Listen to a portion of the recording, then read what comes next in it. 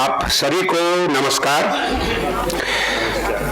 Club of Lucknow की आज की इस जनरल बॉडी मीटिंग में आप सभी का हार्दिक स्वागत और अभिनंदन। और सबसे पहले, चूंकि नया साल हमारा शुरू हो चुका है और हम लोग आज काफी लोग पहली बार मिल रहे हैं, तो क्लब ऑफ लखनऊ की तरफ से आप सभी को हृदय से नव वर्ष की हार्दिक शुभकामनाएं और बधाई, मंगल कामनाएं। ईश्वर से ही प्रार्थना करते हैं कि हमारे जितने भी क्लब ऑफ लखनऊ के हमारे सदस्य हैं इस परिवार के, उनका पूरा साल और उसके आने वाले, उसके आगे तमाम साल मंगलमय हो। इसी कामना के साथ आज की हम ये मीटिंग शुरू करते हैं। लेकिन शुरू करने के पहले हमेशा हम अंधकार से परे उजाले की ओर जाना चाहते हैं। हालांकि आज उजाला है और कुछ और उजाला करने की भी पूरी कोशिश है कि उस उजाले से आपको दिक्कत ना हो, लेकिन फिर भी हम दीप प्रज्वलन करेंगे सबसे पहले। और हमारे बीच में हमारे पूर्व चेयरमैन और हमारे प्रदेश के चीफ सेक्रेटरी आलोक रंजन जी हैं, उनका हमेशा आशीर्वाद मिला है, उनका सानिध्य मिला है। जीएस मिश्रा जी हैं, अनिस अंसारी जी हैं, और सबसे अच्छी बात है आज कि आज सबसे हमारे महेश गुप्ता जी, आप भी बहुत सीनियर ब्यूरोक्रेट रहे हैं, हमारे बीच में आए हैं, उनका हम स्वागत करते हैं। मैं अनुरोध करूंगा आलोक रंजन जी से, मिश्रा जी से, गुप्ता जी से, अनिस अंसारी साहब से कि आइए और हम सब, और एसके वर्मा जी आज आप हमारे स्पीकर हैं, तो आप भी आज हमारे साथ सम्मिलित होइए दीप प्रज्वलन के लिए।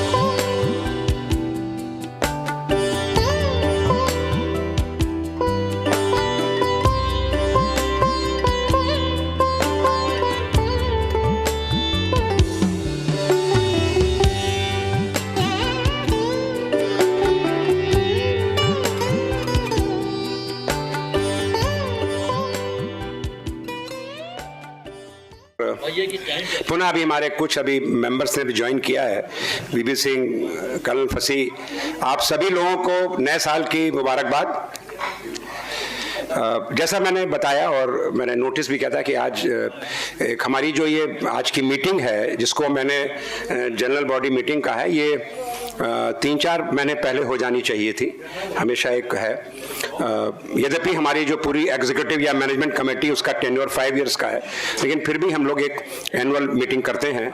लेकिन जैसा कि आप सभी को पता है कि जो हमारे चेयरमैन थे ex chief secretary Manoj Kumar Singh साहब, उसके बाद जो नए चीफ सेक्रेटरी आए तो वो आते ही वो अस्वस्थ हो गए थे और उनसे संपर्क में लगातार हमारे प्रधान जी हैं, लेकिन किन्हीं कारणों से वो अभी हमारे बीच में उपस्थित नहीं हो पा रहे हैं। और उसी की प्रतीक्षा करते हुए हम लोग आज यहाँ तक पहुँचे हैं। और मनोज कुमार सिंह साहब को भी आज आना था, लेकिन वो भी आकस्मिक कहीं उनको जाना पड़ गया, लेकिन फिर भी आज की मीटिंग बिल्कुल अनौपचारिक होने के साथ साथ शुरू में थोड़ी औपचारिक रहेगी। मैं आप लोगों की अनुमति चाहूंगा, क्योंकि एक फॉर्मेलिटी है जो हमको सोसाइटी के रजिस्ट्रेशन के लिए, वहां के लिए भी निभानी पड़ती है, तो उसको हम विधिवत आज करेंगे शुरू में थोड़ी देर। लेकिन उसके सबसे पहले मैं हमारे पैटर्न के रूप में हमारे पूर्व चेयरमैन और उत्तर प्रदेश की चीफ सेक्रेटरी आलोक रंजन जी हैं, इससे पहले कि मैं रिपोर्ट अपनी आपके सामने प्रस्तुत करूं, हम आपके ब्लेसिंग्स लेना चाहेंगे। आलोक रंजन जी, प्लीज। आप सबको नए साल की बहुत बहुत हार्दिक शुभकामनाएं। A very happy new year to you all please. ये मेरा सौभाग्य है कि मुझे मौका मिला आप लोगों को आज इस मौके पर एड्रेस करने का, पर ज्यादा कुछ नहीं कहूंगा सिवाय इसके कि this club of Lucknow is all because of you all, और आप लोगों की वजह से इतना सक्सेसफुल ये रहा पिछले इतने सालों से भी, and even the last year there were so many excellent programs which were organized by Sharad Pradhan and Gopal Sinha under the leadership. तो बहुत अच्छे programs रहे, बहुत अच्छी topics पर discussion हुआ, बहुत अच्छे cultural programs भी हुए, poetry से लेके और भी तमाम चीज़ों के कार्यक्रम पेश हुए, and I think it was very alive kind of a club, जैसे इसको होना चाहिए. That's what a club should be like, and everybody seemed to be participating equally and with full zest and enthusiasm in the activities of the club. ये मुझे देख के बहुत अच्छा लगा. बहुत अच्छी बात थी कि हमारे मनोज कुमार सिंह जो चेयरमैन थे, जो चीफ सेक्रेटरी थे, उन्होंने भी काफ़ी इंटरेस्ट लिया. I recall that at least 2 to 3 meetings he attended fully, और पूरे टाइम पे बैठ के उन्होंने उसमें भाग लिया, अपनी बात भी रखी, अपने विचार भी रखे. I think that is very nice, and we look forward for the new chief secretary Shashi Goyal also. We'll be able to approach him. He was not very well, so that he also gives some time and comes over. We like to hear him also कि वो क्या कहना चाहते हैं, अपने क्या विचार हैं for the development of the state and what are his ideas. वो अच्छा रहेगा, because चीफ सेक्रेटरी के रहने से एक अच्छा वो रहता है क्लब को, एक वो मिलता है, स्ट्रेंथ मिलती है. So with these words I can only say कि आज का जो प्रोग्राम है, this is more for enjoyment than to listen to any kind of speeches of anybody. So I will not take more of your time, and let's move faster. Go ahead with the annual report to be submitted by Gopal ji, and thereafter S.K. Verma साहब की talk रहेगी, and then there's another very interesting program, quiz program for you all, and then we all have, as written in the program, Gupshup and cocktails. That's the most important part. Thank you very much, and a very happy new year to you all. Thank you sir. और अब थोड़ा सा कुछ काम हो जाए paper वाला. तो सबसे पहले तो पिछले साल की जो एजीएम हुई थी वो हुई थी 21 सितंबर 24 को, 25 की जगह जो अब आज हो रही है. तो उसके जो मिनट्स हैं, मैं बिल्कुल टेक्स्ट नहीं पढ़ूंगा, उसके मिनट्स तैयार हैं, रजिस्टर में चस्पा हैं. और लेकिन मैं जो एक फॉर्मेलिटी है कि पुरानी मिनट्स को पढ़ के आपसे अप्रूवल लिया जाता है उसका, तो मैं डिटेल टेक्स्ट नहीं पढ़ रहा हूं. मैं सिर्फ आप लोगों को पॉइंट वाइज बता दूंगा उस समय क्या हुआ था जो उसका है. सबसे पहले तो ये था कि चूंकि उस समय 21 तारीख को हमारे जो नए चेयरमैन थे, DS मिश्रा साहब रिटायर हो गए थे, उनकी जगह हमारे जो नए चीफ सेक्रेटरी थे, उन्होंने उस दिन हमारे एज ए चेयरमैन यहाँ पर वो आए थे. उन्होंने पहला दिन था उनका, तो हम लोगों ने उनका स्वागत किया था. और ये बताया गया था पूरे हाउस को कि जो हमारा सोसाइटीज में जो रजिस्ट्रेशन होता है वो हमारा पेंडिंग था, वो एक्सपायर हो गया था. तो ये बताया गया था उस दिन कि ये हमारा दिसंबर 22 से दोबारा रीवैलिड हो गया है, और अब ये दिसंबर 2027 तक ये वैलिड रहेगा. ये इंफॉर्मेशन दी गई थी. देन ये भी हाउस को इन्फॉर्म किया गया था कि 23-24 की जो ऑडिट रिपोर्ट है वो भी हमारे पास आ गई है और उसको ऑडिटर्स ने अप्रूव कर दिया है. इनकम टैक्स रिटर्न जो उस साल का था वो भी फाइल हो गया है. देन ये था कि हमारे जो चीफ सेक्रेटरी साहब हैं उन्होंने एज ए चेयरमैन लिया था, और टू दिस एक्सटेंट कि new chairman has come has taken a charge. जो हमारी मैनेजमेंट कमेटी थी उस समय की, वो टू दैट एक्सटेंट वो मॉडिफाई हुई थी. तो वो कौन कौन से हमारे मेंबर्स थे वो उसमें लिखे गए थे. मनोज कुमार सिंह साहब as a chairman, Sharad Pradhan vice chairman, Gopal Sinha secretary general, MS Gulati, Sumer Agarwal ji, VB Singh, SK Verma, and जो कुछ कोऑप्टेड मेंबर्स होते हैं उसमें Muzammil Hasan, doctor CM Notiyal, colonel Fasi Ahmed and Mrs Sadhana Agarwal. और ये उस समय हाउस ने ये इसको अप्रूव किया था कि हमारे नए चेयरमैन साहब आ गए हैं. देन चूंकि उस समय जो हमारी मैनेजमेंट कमेटी थी उसने डिसीजन लिया था कि पहले भी हम लोग इस क्लब में जो कुछ हमारे शहर में एक्स्ट्राऑर्डिनरी सोशल सर्विसेज करते रहते हैं उनको हम ऑनर करें. तो उस मीटिंग में हम लोगों ने वर्षा वर्मा जो कि क्रिमेशन करती हैं, हजारों क्रिमेशन कर चुकी हैं, उनको हम लोगों ने ऑनर किया था. रोहित कुमार मीत जो कि ब्लाइंड के लिए बहुत काम कर रहे हैं, उनके लिए बहुत कुछ उन्होंने अपना समय दिया है, उनको हम लोगों ने ऑनर किया था. और यहाँ पर एक दृष्टि सामाजिक संस्था है जहाँ पर कि 350 से ऊपर जो हैंडीकैप बच्चे हैं, जो दिव्यांग बच्चे हैं, वो बहुत अच्छा काम कर रहे हैं। वो अथर्व और उनकी जो वाइफ है शालू सिंह, उनको हम लोगों ने ऑनर किया था। और उस समय हमारे जो अनूप चंद पांडे जी, वो भी उस मीटिंग में आए थे, तो उससे भी हमने उनकी भी ब्लेसिंग्स ली थी। और बस इसके साथ ही जो है ये हमारी सभा, उसके बाद थोड़े से मनोज कुमार सिंह साहब ने जो उनका विजन है यूपी का, वो उस मीटिंग में प्रेजेंट किया था। तो इसके साथ ही हमारी जो ये मीटिंग थी, एनुअल जनरल मीटिंग 21 सितंबर की, वो समाप्त हुई थी। तो अगर आपकी सहमति हो तो इसको हम अप्रूव समझें आपके द्वारा। Thank you. और अब रहा जो पिछले साल जो मुझे एनुअल रिपोर्ट देनी है, मैं कुछ लिख के नहीं लाया हूं, बस शॉर्ट में आपको बता देता हूं। पिछले साल जो हमारा जो ईयर है, वो हमारा फाइनेंशियल ईयर से चलता है 2025 to 26। तो इसमें भी हमारे जो चीफ सेक्रेटरी साहब थे, वो चेयरमैन हमारे थे, और वो जो 31 जुलाई को उनका रिटायरमेंट हुआ, तो उसकी जगह हम लोगों ने नए चेयरमैन, जो नए चीफ सेक्रेटरी हैं एसपी गोयल साहब, आज भी उनके टेबल पर हमारी एप्लीकेशन विचाराधीन है। अभी तक वो अप्रूव नहीं हो पाई, मतलब सहमति तो हो गई है, लेकिन समय नहीं दे पाए। जब वो यहाँ आएंगे तब हम समझेंगे कि वो एज ए चेयरमैन हमारे बीच में है। लेकिन अब इसके बारे में भी मैं और आपसे बात करूंगा आगे। उसके बाद जो हम लोग की एक्टिविटीज हैं, वो लगातार हम लोग कोशिश करते हैं कि आपके बीच में हम अधिक से अधिक आए।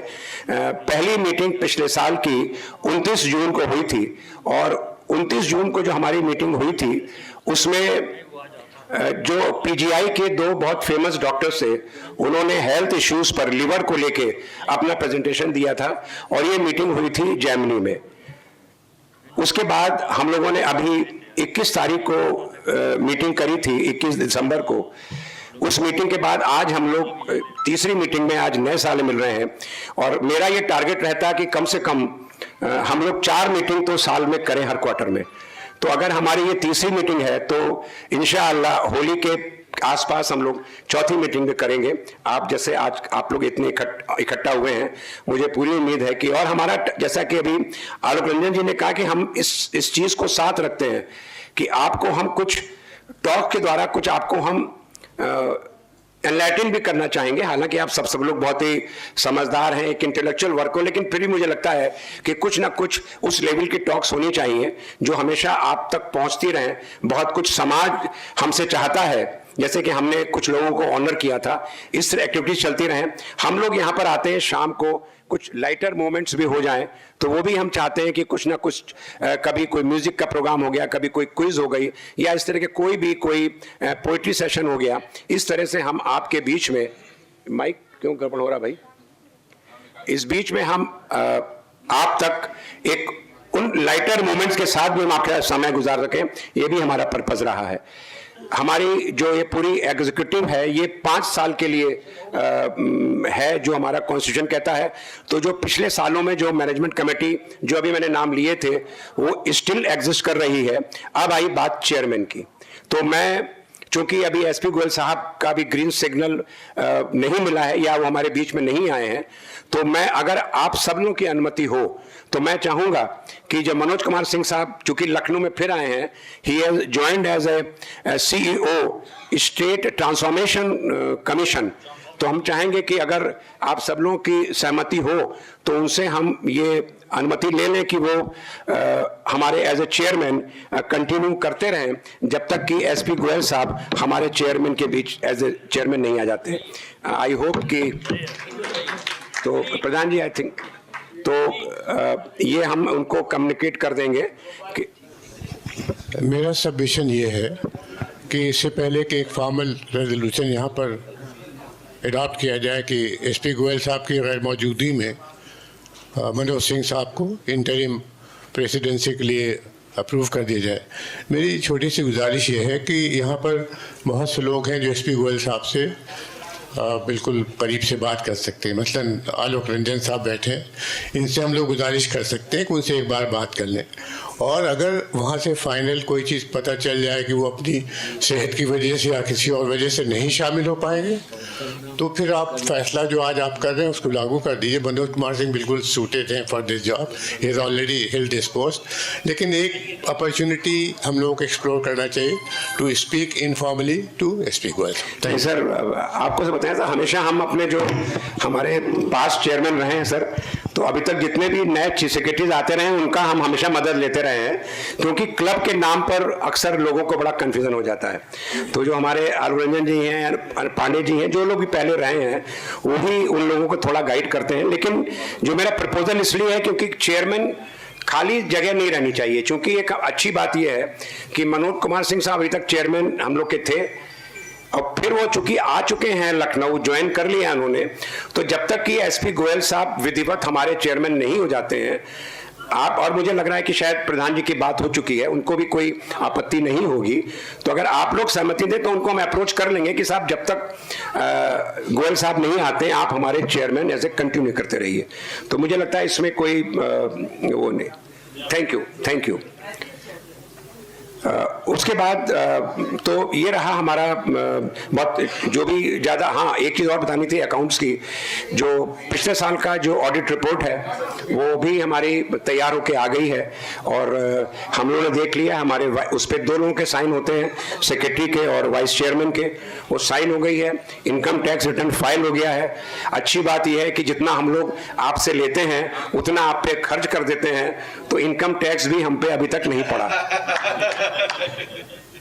तो लेकिन फिर भी हम लोग कोशिश करते रहते हैं कि जितना हम लोग आता है उतना खर्च करते रहें।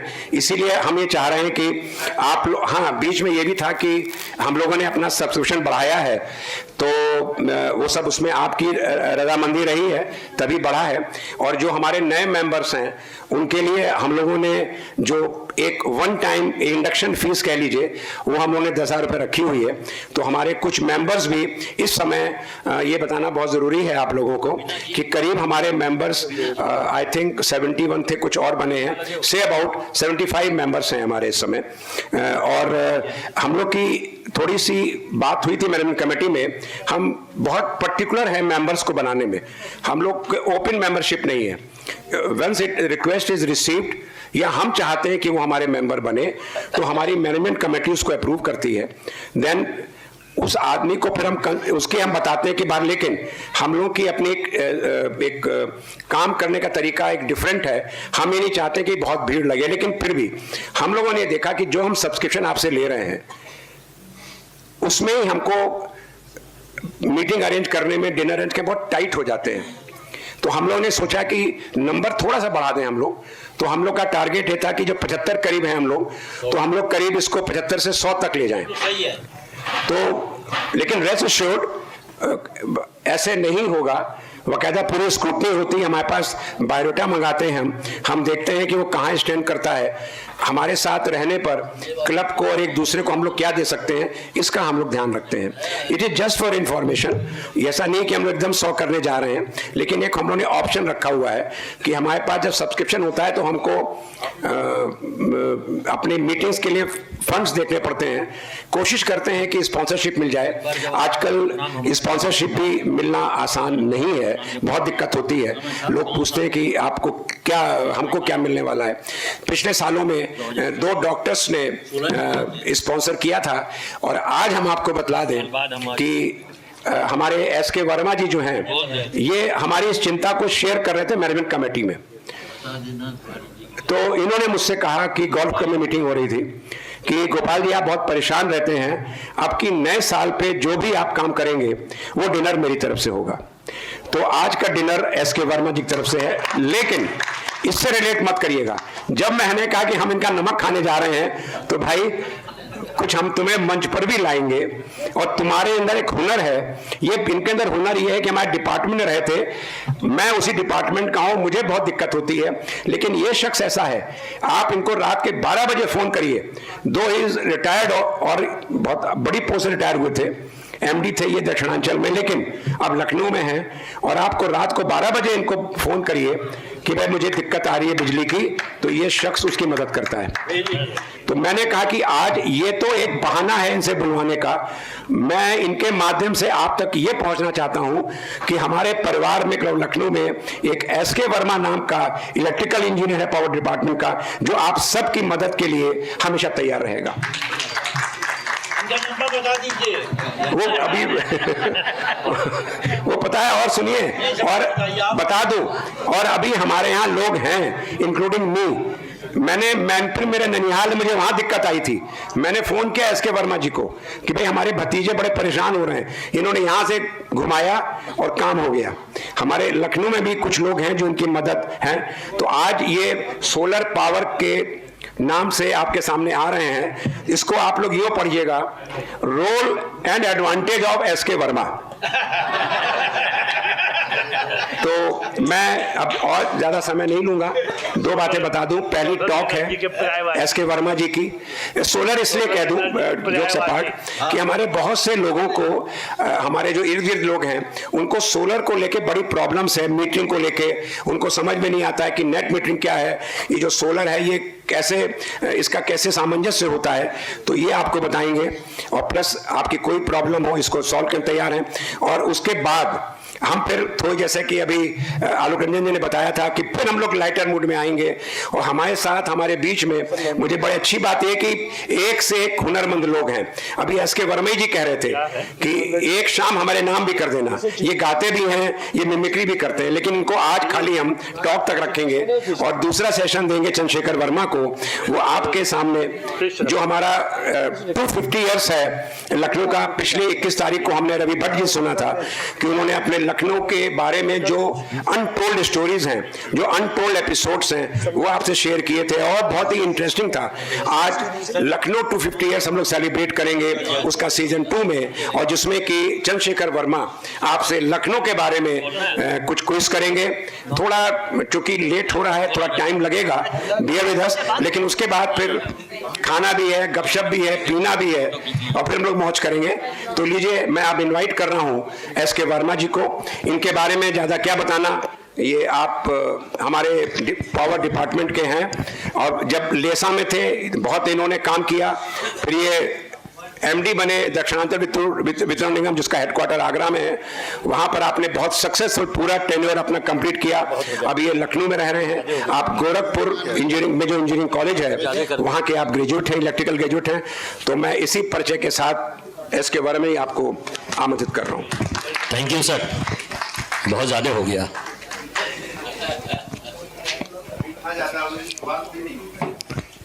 चल के तुझे मैं लेके चलूं एक ऐसे गगन के तले, जहां गम भी न हो, आंसू भी न हो, और प्यार ही प्यार पले, एक ऐसे गगन के तले। इस खुशनुमा मौसम में अगर आप बैठे हो अपने छत पे, एसी चल रहा है, जाड़े का दिन है, हीटर चल रहा है, अच्छा माहौल है, गिलास की खनक भी आ रही हो, और बिजली चली जाए।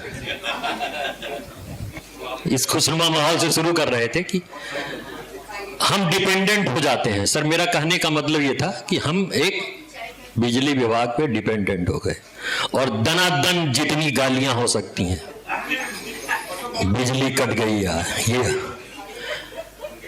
आज की तारीख में आप महानुभावों ने बड़े अच्छे अच्छे कार्यक्रम निकाले। सोलर हर जगह, सुबह से शाम तक सोलर चल रहा है। डिपेंडेंसी है अपने पे, हम स्वयं अपने आप को सिक्योर कर रहे हैं बिजली से। और अभी सर बहुत बढ़िया नेट मीटरिंग एक शब्द आया है कि आप अपनी बिजली तो खुद खाइए पीजिए, और बचे तो वो वापस ग्रिड में।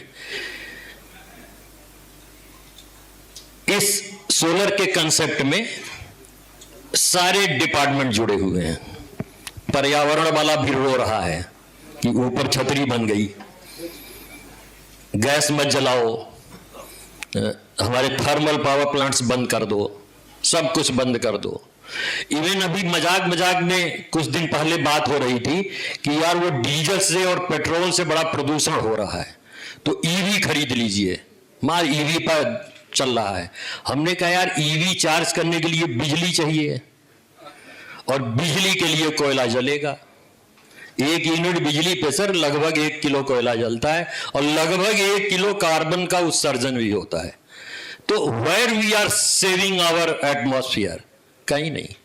लेकिन वो लकीर के फकीर एकदम से दौड़े।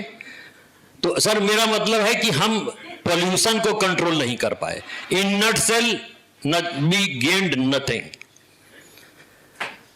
आज के इस टॉक का मूल कंसेप्ट यही है। और यहाँ पे जो नए साल पे फन होने वाला है, जो यहाँ पे अम्यूजमेंट होगा, जो भी होगा, हम उसमें बहुत ज्यादा इंटरप्शन नहीं लाएंगे। मेरा यही एक मकसद है केवल कि आज की तारीख में रिन्यूएबल एनर्जी की बहुत सख्त जरूरत है। और अगर हम उसको अडॉप्ट कर रहे हैं, अपने घरों पे लगा रहे हैं, then we are contributing towards nation, पर्यावरण के लिए भी और अपने लिए भी। और बहुत सारी चीजें हैं जिसको हम बहुत ब्रीफ में करेंगे क्योंकि बहुत ज्यादा समय निकल चुका है। हमको आधे घंटे का समय मिला था और आधे घंटे चाय पानी में लग गया। एनीवे,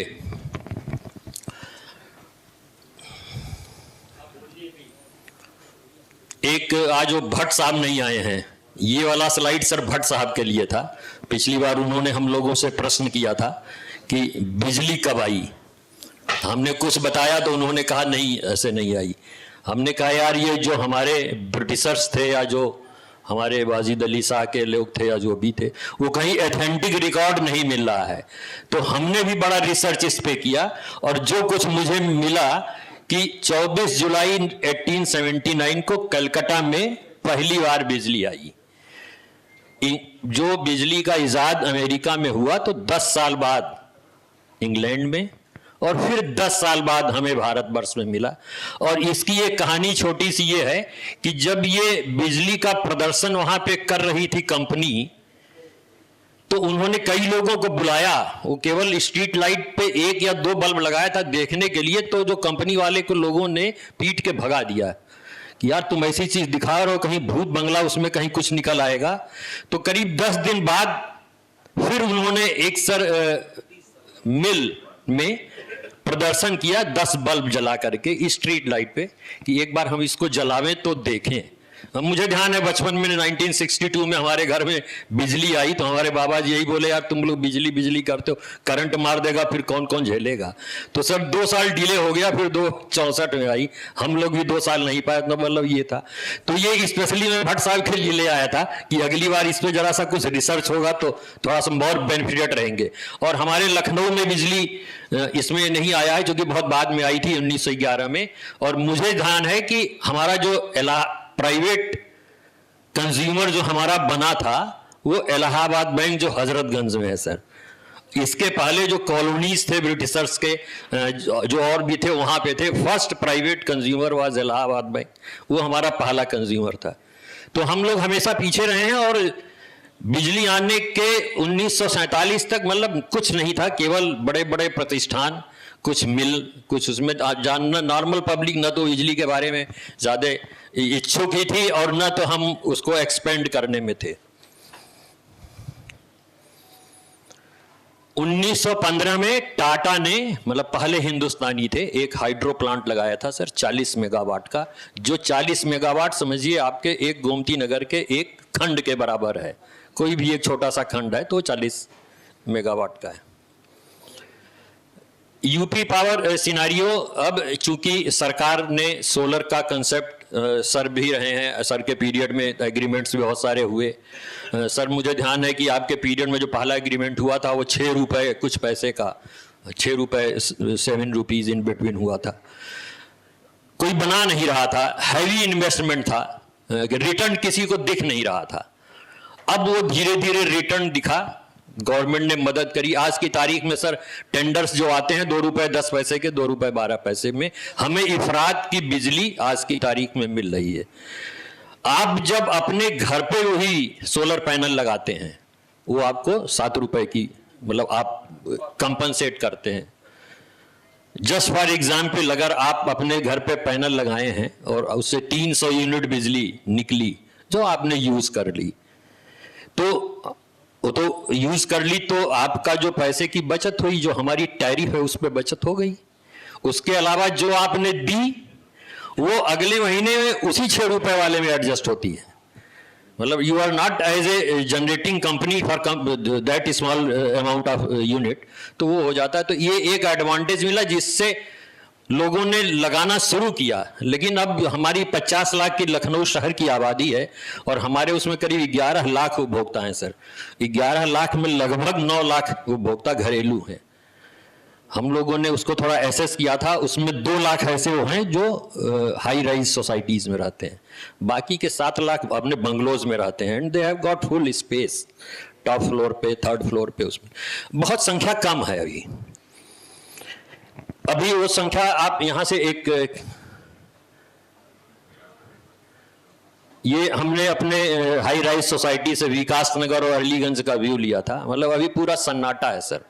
मतलब दिस कंक्रीट जंगल, हम न तो हवा दे पा रहे हैं शुद्ध पेड़ लगा करके, मतलब पूरा आप देख रहे होंगे उसे कंक्रीट जंगल है। And our aim is that every residence should have independent solar power. आपके पास घर है, ये विजुअल है केवल समझने के लिए कि जहां भी आपके पास स्पेस है। अब हम लोग सर स्पेस में नहीं लोग कंट्रीब्यूट कर रहे हैं, तो जहां इधर ललितपुर जिला, झांसी, मिर्जापुर, बांदा, बुंदेलखंड रीजन में ह्यूज क्वांटिटी में सोलर पैनल मेगावाट्स में, अभी ललितपुर में 20-20 मेगावाट के 3 प्लांट्स हैं जो हमको बिजली दे रहे हैं।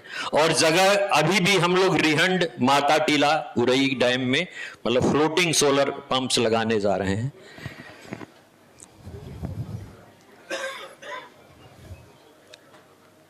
Why solar energy is important today? It's a global transition from fossil fuel to renewable. आज की तारीख में सर हम लोग लगभग 500 गीगावाट, मतलब बहुत बड़ा अमाउंट हो गया। गीगा के नीचे मेगा, मेगा के नीचे किलो, 3 शून्य बढ़ाते जाएंगे। आपका 2 किलोवाट में 3 शून्य बढ़ाइएगा, मेगा होगा फिर 3 शून्य गीगावाट में। मतलब India is 3rd top 3 electricity generating company. सबसे पहले चाइना आता है, उसके बाद यूएसए आता है। मतलब वो 2400 गीगावाट हैं, चाइना 1200 है, हम जो है 510, अभी लेटेस्ट जो रिपोर्ट आई है sir. And our overall consumption in India is hardly 203, in between 250 to 300। मतलब we have got surplus energy, but 50% energy is from thermal generation all over India.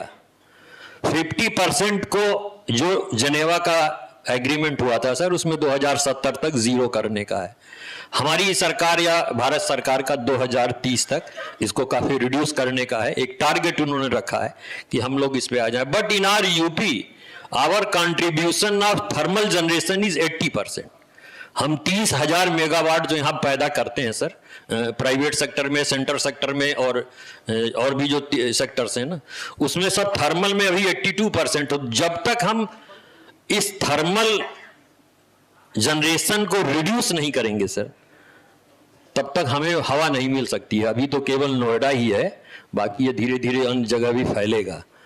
वो एरिया तो टेकन फॉर ग्रांटेड हो गया कि अब तो यार बात ही मत करिए। अब तो किसी ने कहा वो पहाड़ ने रोक लिया, किसी ने कहा वो नदी ने रोक लिया, लेकिन जनता वहां पे आज की तारीख में शुद्ध हवा नहीं पा रही है, उसका जो भी कारण हो।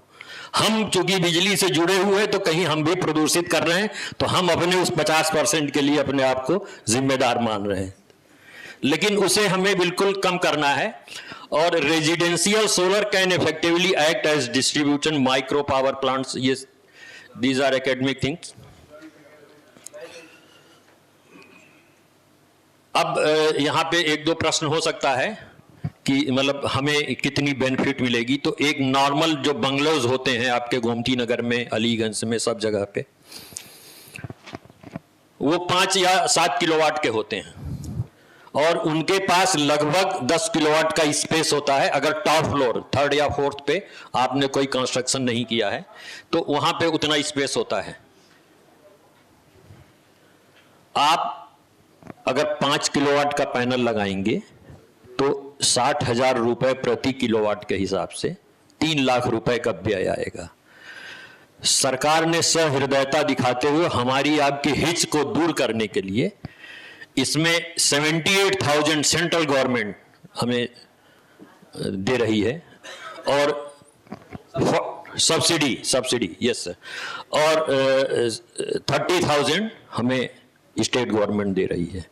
तो अगर आप 5 किलोवाट का सर पैनल लगा रहे हैं तो उस 5 किलोवाट में 1,08,000 रुपए आपको सरकार सब्सिडी दे रही है। अब आपके पास 1,98,000 बचा, वो आपको इन्वेस्ट करना है। इसमें भी बड़ी सारी फीडबैक मिली कि अभी भी जो मध्यम श्रेणी है और जो उसका निचला वाला श्रेणी है उनके पास पैसे नहीं है कि एक मुश्त 2 लाख रुपए भी खर्च करें। तो सरकार ने बैंकों से टाई अप किया कि आप जो है केवल 6% पे देंगे, इनिशियल इन्वेस्टमेंट आप पूरा का देंगे, फिर ये 1,08,000 उनके जब बैंक में जमा हो जाएगा तो जो बचेगा तो depending on the financial condition of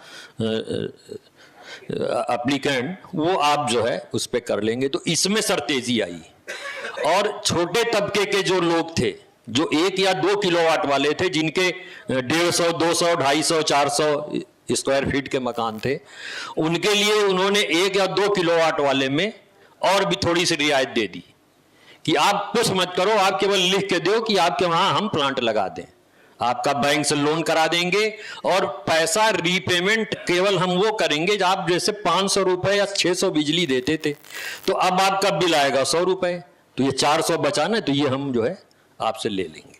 मतलब एज गुड कि आप 1 साल तक पुराने पैटर्न पे चलते रहे। यही काम उन्होंने सर आपके समय में, हम लोग जब यहाँ पे लेसा में थे तो उसमें शुरुआती दौर में ये लागू हुआ था स्ट्रीट लाइट के लिए कि नगर निगम और महानगर पालिकाएं एकदम खस्ता हालत में हमेशा होती हैं, मतलब पैसे का उनके पास भंडार है लेकिन वो हमेशा खाली रहती हैं। तो उस समय वो जो EESL करके नई कंपनी आई थी जो सोलर पे इंट्रोड्यूस करी थी यहाँ यूपी में, उन्होंने बोला भाई आप कुछ मत करिए, आप वहां सब हम लगा देंगे, आप जो 40 लाख बिजली का बिल दे रहे हो हमारे लगाने के बाद 5 लाख हो जाएगा, तो वो 35 हमें आप देते रहो, 1-1.5 साल में पूरा हो जाएगा, उसके बाद आप फायदे में रहेंगे। तो ये जो गवर्नमेंट की सोच थी ये अच्छी सोच थी। हम अपना माल बेचने तो जाते हैं बाजार में, आदमी की हैसियत नहीं देख रहे हैं कि वो खरीदने लायक है या नहीं है। तो अगर सरकार ने इस डायरेक्शन में सोचा तो ऐसी सरकार साधुवाद का पात्र है जो हमारे स्टैंडर्ड, लिविंग स्टैंडर्ड को बढ़ाने के लिए कुछ न कुछ अच्छा सोच रही है। हम बता दें कि भाई ये चीज यहाँ 20 रुपए का अवेलेबल है, अरे भाई तो 15 रुपए तो जेब में हो तभी तो हम आगे बढ़ेंगे खरीदने के लिए, नहीं तो नहीं बढ़ सकते। तो मुझे शुक्रगुजार हूं मतलब इन सरकारों का पिछले 7-8 सालों में जो रहे हैं कि उन्होंने एक ऐसा माहौल पैदा किया कि आदमी आगे निकल के आ रहा है। और ये तो हमने आपका चैप्टर बताया, अब इससे हमारा कितना भला होता है, हम लेसा वाले, बिजली विभाग वाले कितने बेनिफिटेड हैं। अब जैसे आपका 5 किलोवाट का कनेक्शन है, 5 किलोवाट का सोलर लगा है, तो सुबह 8 बजे से शाम को 4 बजे आप अपनी बिजली से चलाओगे, तो हमारा ट्रांसफार्मर तो साहब बड़े आराम से 10% लोड पे रहेगा।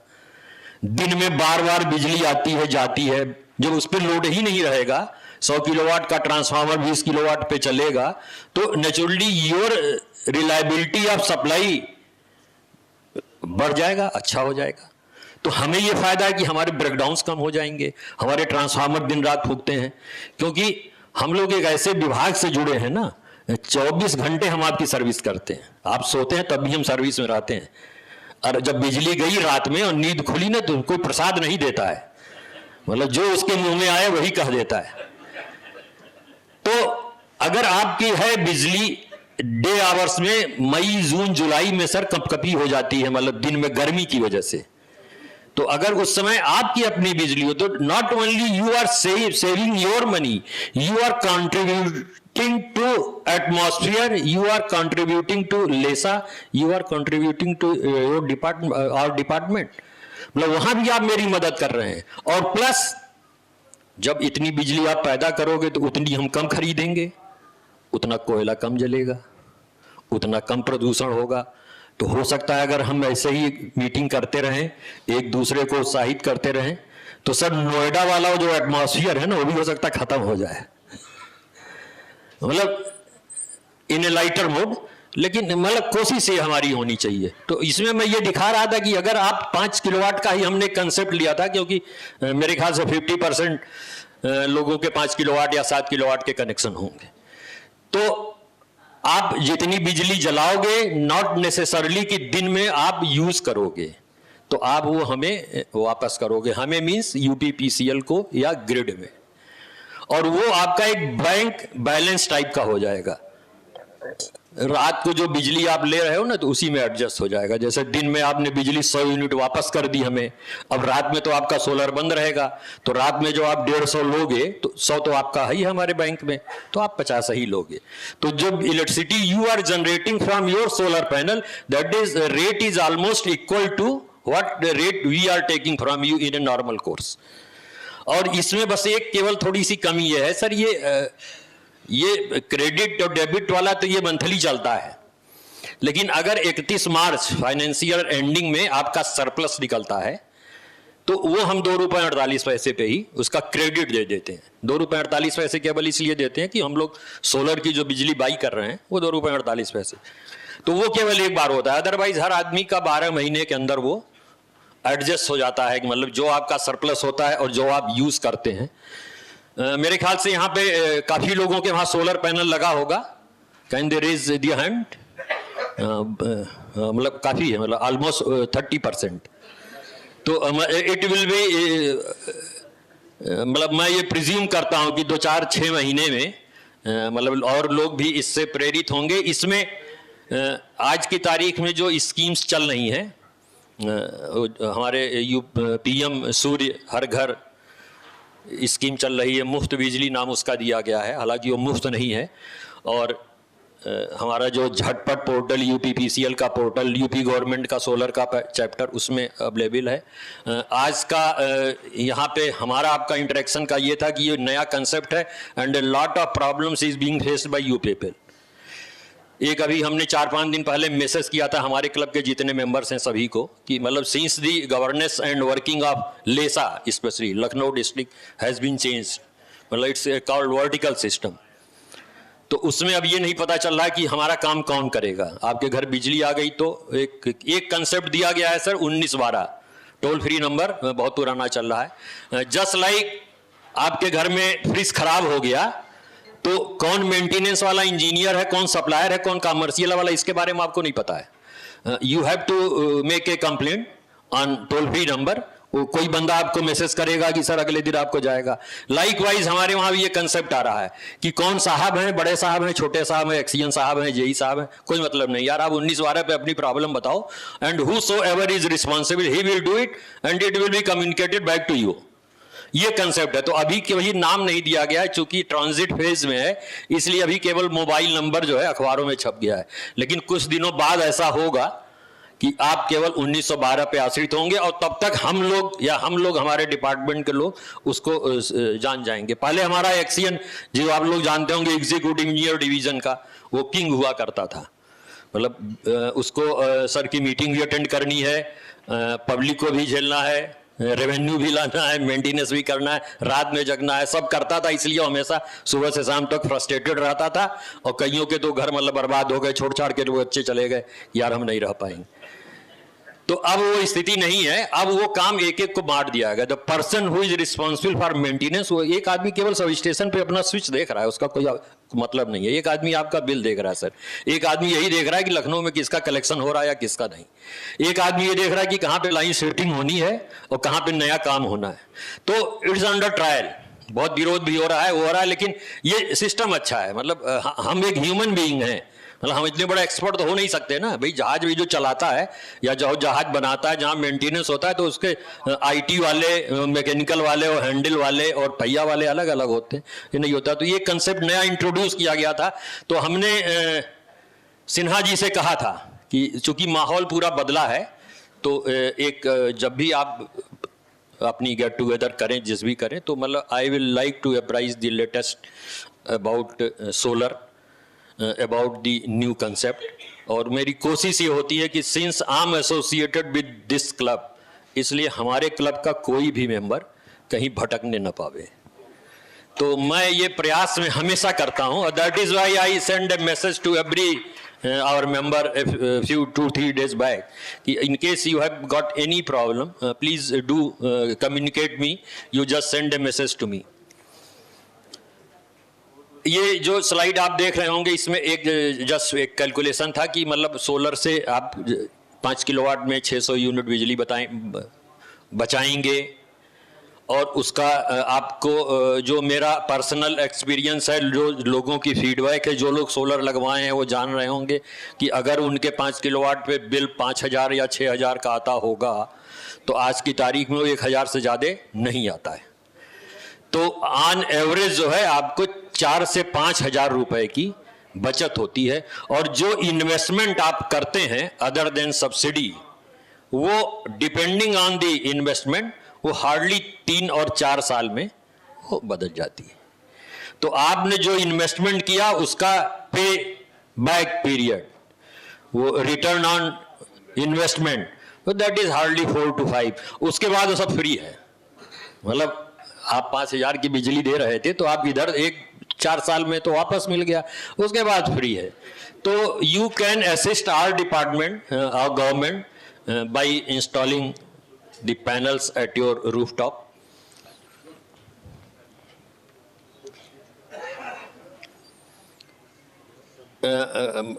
Without the slide, मैंने कार्बन फुटप्रिंट से उसको कवर किया हुआ था। इसका नाम जो इस समय प्रचलित है, हर बच्चा जान रहा है, यूपी नेडा से एसोसिएटेड एटलीस्ट 300 एजेंसीज हैं जो इसको लगाती हैं, and they are always ready to assist you. Just make a call to them कि साहब मुझे 5 किलोवाट का पैनल लगाना है, मेरे को कितना इन्वेस्टमेंट होगा, कहाँ अप्लाई करना होगा, ये सब आपका वहाँ पे हो जाएगा। सेंट्रल गवर्नमेंट 78,000, यूपी गवर्नमेंट 50,000 पर kilowatt, maximum two 30,000। So far 3 kilowatt solar connection. अब जैसे एक हमारे लखनऊ में केवल 30,000, 7 लाख आबादी में आप मान लीजिए कि अगर 1.5 या 2 लाख भी घर हैं, तो उसमें अभी बहुत कम है सर। तो इसलिए ये प्रॉब्लम हमेशा आ रही है। इसको हम आप जो है as a micro generation plant we can assist. हम तो यही कहेंगे, we should be treated as micro generation plant.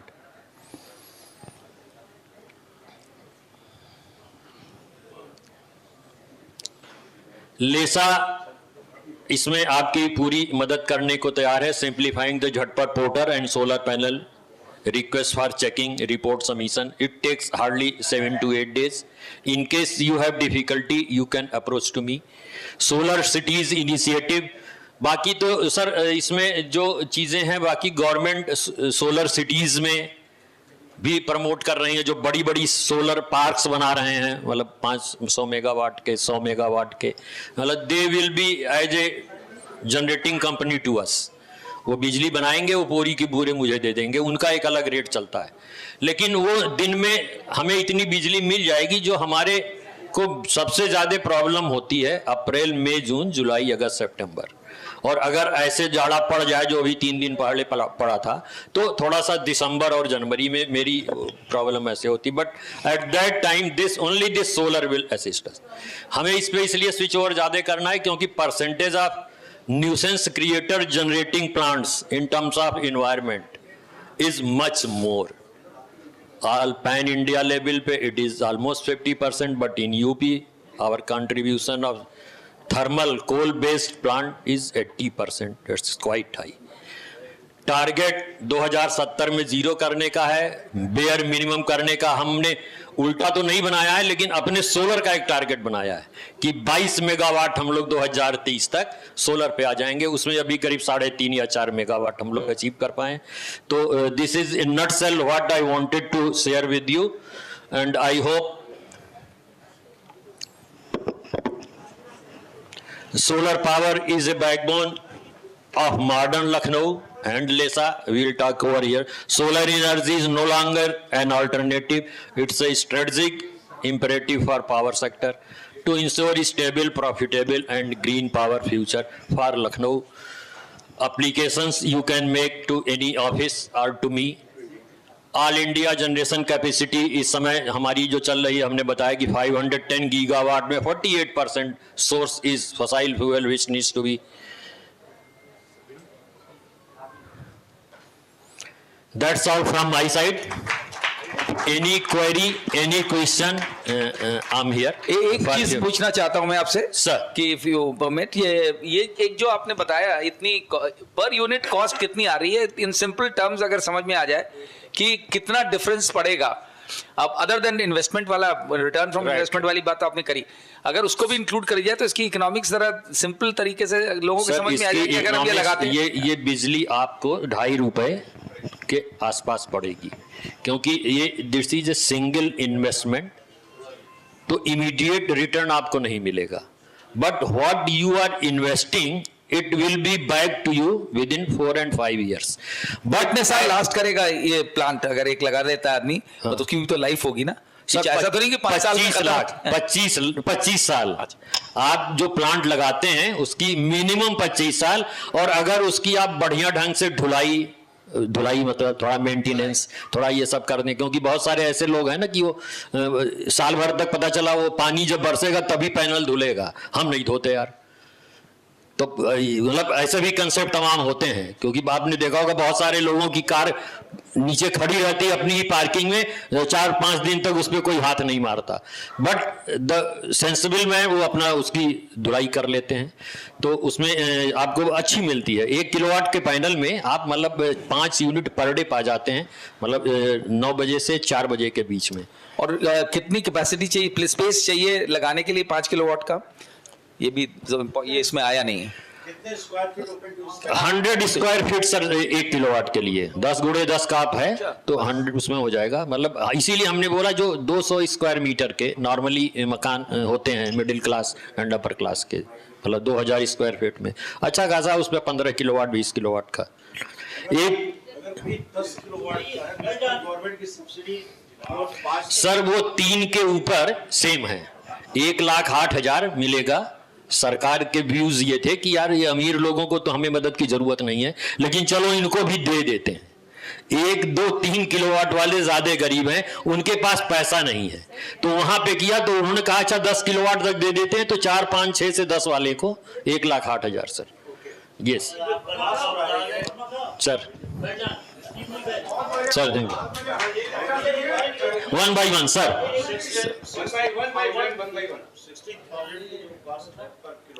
जी ये अगर कोई 100-200 किलोवाट का जैसे एजुकेशनल इंस्टीट्यूशन है, हाँ उसमें कॉस्ट क्या पड़ती है? सर उसमें मतलब बहुत नहीं, मेरे ख्याल से नहीं 52,000 50,000 आएगा, मतलब हाँ, बट ऑन एवरेज मतलब हाँ नहीं 200 किलोवाट में लगवाया। हाँ बिल्कुल बिल्कुल सर। उसकी कॉस्ट हमारी जो आई है करीब 42,000 रुपए पर किलोवाट आई है। सर देखिए जब ओपन मार्केट में नया कंसेप्ट आता है ना, Is it okay? तो मतलब कौन कितना कैप्चर कर रहा है। हाँ। अब वहां पे 52 वाले एक कोई नया एंटरप्रेन्योर आएगा, नई कंपनी आएगी, जैसे हमारे वहां शुरू में टाटा पावर और हैवेल्स वगैरह आए तो उनके बड़े हाई फाई रेट थे। जब हमारे माइक्रोटेक और यूमेक्स और ये सब आ गए अपने इन्वर्टर बना के, तो एकदम पहले अभी सर 2 साल पहले 80,000 रुपए पर किलोवाट था, अच्छा। अब एकदम रिड्यूस होकर के इस समय करीब 56-57,000 किलोवाट। तो I was asking also and I was informing also कि हमारी जो कॉस्ट आई है 200 किलोवाट हम लोगों ने किया, हमें 1300 किलोवाट की जरूरत है यूनिवर्सिटी में हमारे, बिल्कुल and sir. We have decided कि हम पूरा सोलर करेंगे, अगले 3 साल प्लान किया है, तो दैट कॉस्ट हैज कट 42,000 पर 42, kilowatt, just for your knowledge. नहीं thank you very much, it has been very nice. Sir एक पर वो प्रेस वालों के लिए बैठिए जरा, हाँ बैठिए इधर आइए, बैठ के जवाब दीजिए उनको। हाँ बताएं सर। बैठे बैठे बैठो। या लगभग 9 lakh unit per day Lucknow में पैदा हो रही है सोलर से। हाँ और जो मैं बात कर रहा हूँ कई लोगों से, वो बार-बार ये कहते हैं कि नेट मीटिंग की बड़ी प्रॉब्लम आ रही है। Can you just elaborate it कि how it can be solved and can be profitable to consumer as well as to power corporation?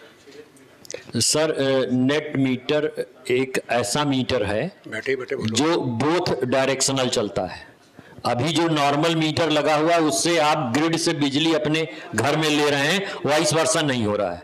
चूंकि आपने सोलर पैनल लगाया है तो उसमें ये सुविधा आपको मिलनी चाहिए कि जब हम बिजली नहीं यूज कर रहे हैं, अपने बेटे के पास गुड़गांव चले गए तो 5 दिन 6 दिन की बिजली तो वो बाई बैक हो जाती है हमारे इसमें। तो एक simple meter, almost every meter has got this facility, और उसमें कोई दिक्कत नहीं है नेट मीटर में। अभी चूंकि यूपीपीसीएल का पूरा सिस्टम चेंज हुआ है और स्मार्ट मीटर भी लगने शुरू हुए हैं, तो कुछ थोड़ी सी complication that has been reported कि किसी एरियाज में आ रही हैं, but that will be resolve, that is not मतलब एनी सीवियर। वर्मा जी, अब मेरी एक रिक्वेस्ट ये है, क्योंकि हमें अगला भी प्रोग्राम करना है। Sir, I closed my chapter. Sumer Agarwal ji, ऐसा है कि वर्मा जी आपके बीच में हैं, बहुत टाइम है, गपशप का पूरा है, तो हम लोग बाद में इनसे बात करके प्रॉब्लम कर लेंगे, क्योंकि अगला प्रोग्राम भी है, ठंडक का मौसम है और दारू और खाना सब हमारा इंतजार कर रहा है। तो अब मैं thank you Verma, thank you sir. और मैं आलोक रंजन से thank you very much. आप यहाँ रखो सर, लेके सर, हमारे इतने अच्छे वक्ता को हम चाहेंगे कि आप हम सब की तरफ से इनको ऑनर करिए।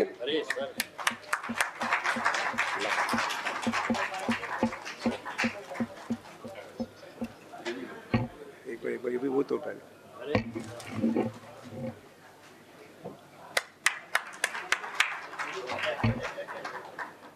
अच्छा, आप लोगों के बीच में तो मैंने कई बार, यहाँ तो दूसरी बार, और this is first time that I am speaking in front of my wife and my son, तो a big round of applause for them also. Sir, नहीं मतलब इस टाइप का डेलिब्रेशन कभी नहीं हुआ था। मतलब वर्मा ऐसा, अगर आज मैं वर्मा जी का नंबर वैसे ग्रुप में है, तो जितनी सबकी जिज्ञासाएं हैं, जैसा मैंने इनके बिहाफ पर मुझे आंखें दिखा रहे थे, लेकिन मैंने कहा ही इज अवेलेबल 24 आवर्स, तो आपके लिए बिजली विभाग यही है एसके वर्मा जी, हमारे it will be my pleasure to assist. Thank you so much S K Verma ji, तहे दिल से आपका शुक्रिया। और मुझे लगता है कि इनकी बातों से जो इन्होंने हमें एनलाइटन किया है सोलर पावर के बारे में, कौन सी और जैसा कि हम लोगों ने कहा कि आज ये इस समय हमारे लखनऊ में एक माहौल है 250 ईयर्स सेलिब्रेट करने का, और क्लब ऑफ लखनऊ जैसा लखनऊ उसमें नाम जुड़ा हुआ है, हम लोगों ने भी उसको ज्वाइन किया हुआ है, अपने आपस में हम लोग मिलके वी आर सेलिब्रेटिंग। पहला जो सीजन था वो 21 दिसंबर को था, जबकि रवि गुप्ता जी ने, जैसा मैंने बताया, उन्होंने आपको लखनऊ के इतिहास से जुड़ी वो स्टोरीज जो लोगों को नहीं मालूम है वो शेयर करी थी। आज आपके पास अपने शहर के बारे में क्या जानकारी है उसको टेस्ट करेंगे चंद्रशेखर वर्मा जी, और जो लोग जीतेंगे, मैंने कुछ लोगों को लग रहा था टाइम है, लेकिन शायद मेरा इनसे इंटरेक्शन हुआ, इनका जो डिज़ाइन है वो डिज़ाइन वही है, क्योंकि ये बता रहे थे कि अगर इंडिविजुअली जाते हैं तो उसे बहुत टाइम लग जाएगा, तो जैसा इनका डिज़ाइन रहता है ये ग्रुप बनाएंगे, और जो विनर्स हैं उनके लिए आज SAS हुंडई के रिप्रेजेंटेटिव हमारे यहाँ मौजूद हैं, वो जो विनर टीम होगी उसको जो गिफ्ट है वो हमारे SAS हुंडई वाले उसको स्पॉन्सर कर रहे हैं। Thank you Uday ji, thank you Naman ji, आप लोग यहाँ पर हैं, और आप लोग साथ दीजिए चंद्रशेखर वर्मा का। जो मेरी बात हुई है, निश्चय ही आप लोगों को लखनऊ के नाम पर बहुत आनंद आएगा कि हमको ये नहीं पता होगा कि हम जहाँ रह रहे हैं उसके बाहर की सड़क का नाम क्या है। Thank you Chandrashekhar Verma ji. Thank you so much, sir. Good evening, everyone.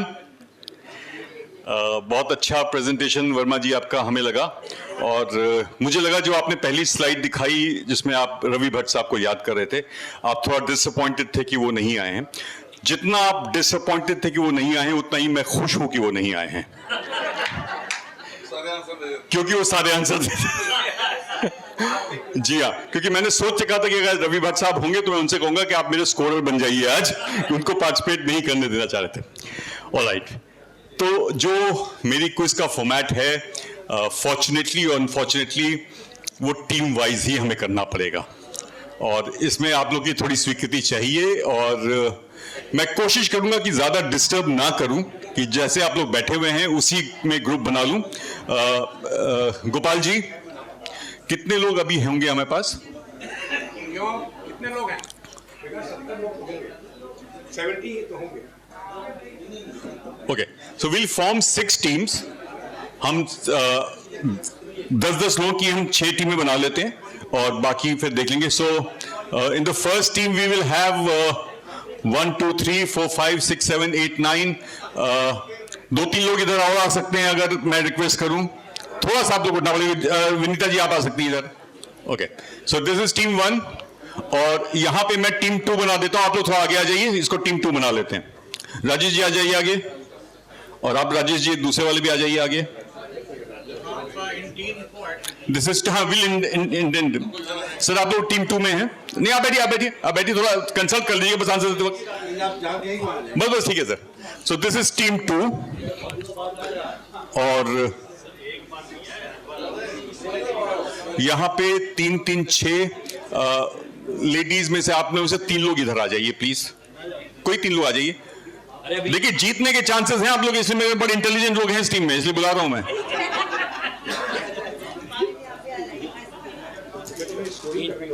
हाँ, वो फिर मैं बोल देता हूँ, ये लोग आए हुए हैं। अपने काम पर आओ। सो दिस इज 10 लोग कर ले हम एक मिनट। 3-3-6 3-9। मैम आप इधर आ जाइए।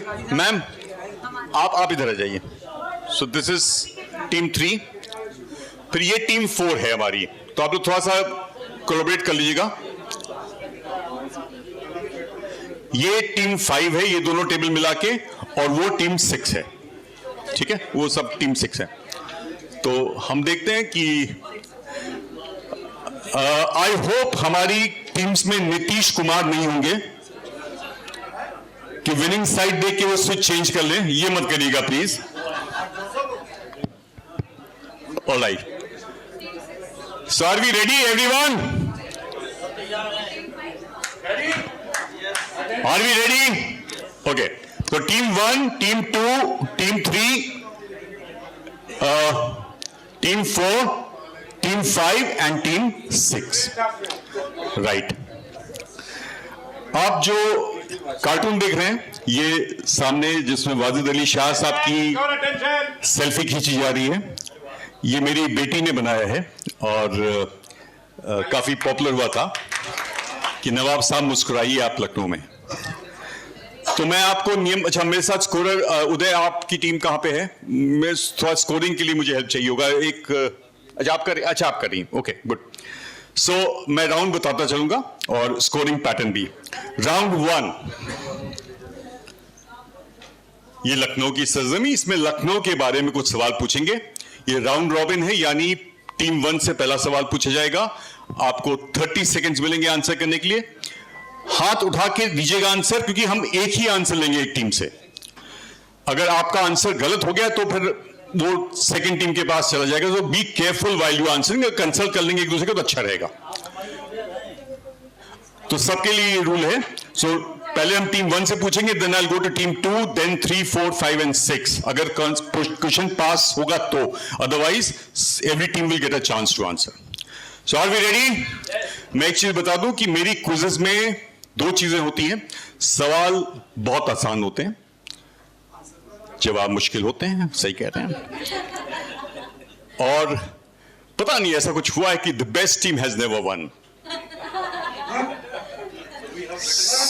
So yeah, everybody has a good chance to win. All right.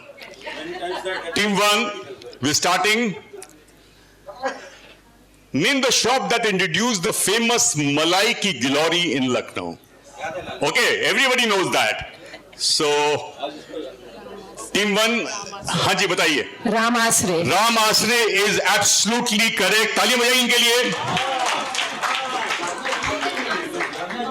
20 points for team 1, 20 points for team 1. Direct question के 20 मार्क्स हैं, और अगर पास होगा तो 10 marks. Team 2, are you ready? Okay. If you driving on NH24, आप किस शहर की तरफ बढ़ रहे हैं? जी खान साहब। दिल्ली सर थोड़ा और क्लियरली नियरिंग डिस्ट्रिक्ट बता दीजिए। दिल्ली में बहुत सारी सड़कें जा रही हैं आजकल। Nearest district Bareilly, otherwise Sitapur. Right, correct, 100% correct. Sitapur Bareilly वाला route is NH24। 20 points to team 2 also. बिल्कुल। टीम 3 आपका सवाल। Farhad Bakhsh Kothi in Lucknow was built by. Farhad Bakhsh Kothi was built by. Any idea?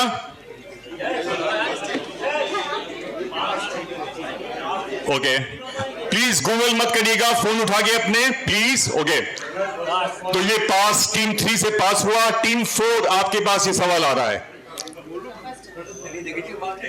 No, so this is team 4। एक मिनट, टीम 3 यहां पे है ना? टीम 4 किधर है? This is team 4। या, सो टीम 4 यू ट्राइंग।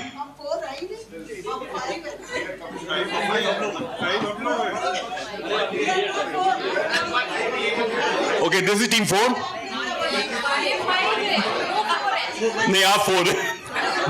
नहीं, आप 4 है। चलिए बताइए। अरे उनका था, आपका थोड़ी है। वेट, आप लोग आंसर कर रहे हैं? नहीं। टीम 5, एक मिनट, एक सेकेंड। टीम 5 आप आंसर कर रहे हैं? नहीं। Team 6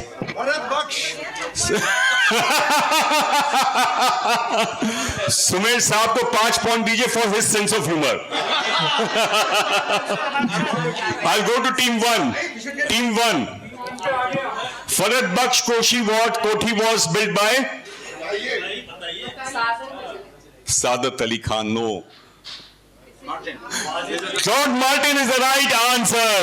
I knew an architect would know this. Okay, right. So Farhad Baksh Kothi in Lucknow was built by Claude Martin. ये CDRI यानी छतर मंदिर के बगल में है। 10 नंबर टीम 2 को और क्लॉड मार्टिन जी। टीम 4 अब आपका डायरेक्ट सवाल। Team 4,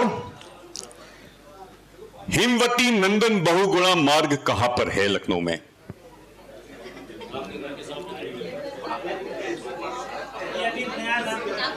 I come to you sir. Team 4 के पास ये आंसर नहीं है। टीम 5 करेक्ट, एयरपोर्ट रोड को हिमवती नंदन बहुगुणा मार्ग कहते हैं। 10 मार्क्स फॉर टीम 5। सर ये पास हो गया है। टीम 5 आपका डायरेक्ट सवाल for 20 marks. Team 5 your question. किस कहानी में लखनऊ की रकाबगंज पुल और आइकॉनिक फाइट ऑफ लोकल गुंडास दो बांके इज राइट? राइटर का नाम बताइए। ये कौन थे sir? Okay, 20 points for team 5 for getting is right. दो बांके की कहानी थी। और टीम 6 आपका सवाल डायरेक्ट। हाजी मुराद अली की लखनऊ में क्या सिग्निफिकेंस है? हाजी मुराद अली जिनके उत्तर पता है वो आसान है, जिनके नहीं पता है वो डिफिकल्ट है। As simple is that. हाँ जी सर। सिग्निफिकेंस ये है जी कि हाजी मुराद अली में आपकी मुराद पूरी होती है। इस बार इनके -5 कर दीजिए जो मिले थे। टीम 1, हाजी मुराद अली की क्या सिग्निफिकेंस है?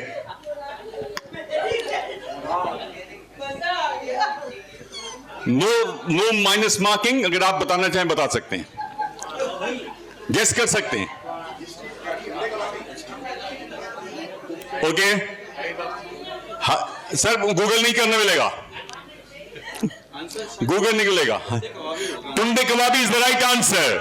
Founder of Tunday Kababi. वो सर आपने फोन देखा है? अच्छा ठीक है, नहीं आप ही की टीम है, आप ही की टीम है। और ये जब एक पत्रकार को पता ही होगा, जाहिर सी बात है। तो 10 marks for team 2 again. End of round 1।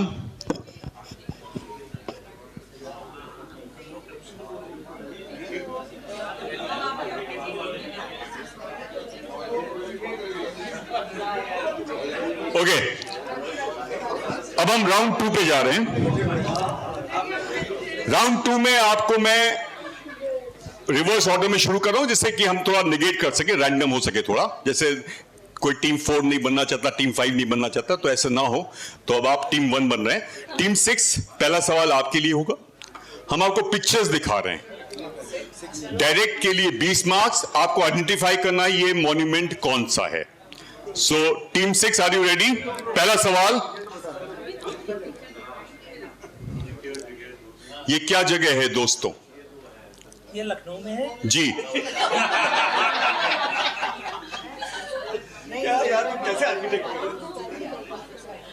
अभी नई सर गेस कर रहे हैं? एनीबडी गेसिंग? ये छोटा इमाम तो नहीं लग रहा कहीं से भी, बड़ा भी नहीं लग रहा। वैसे मछला कह सकती हैं आप। सर ये कहां था टीला है ना, ये पीले ही है ना लीला है। ओके, टीम 5 नहीं, टीले वाली मस्जिद नहीं। Team 5 no. टीम 4 हाँ सर, कौन सी? लखनऊ यूनिवर्सिटी की बता रहे हैं आप? ये नो।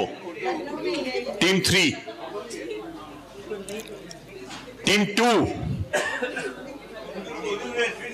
हाँ जी sir, correct, that's right, Khwaja Moinuddin Chishti university Arabi Farsi. वाह, team 2 is getting very lucky today. 20 marks, 10 marks for team 2 again. Sir आपने बता दिया। सर थोड़ा सा पेशेंस भी होनी चाहिए नॉलेज के साथ। आपका आता नंबर?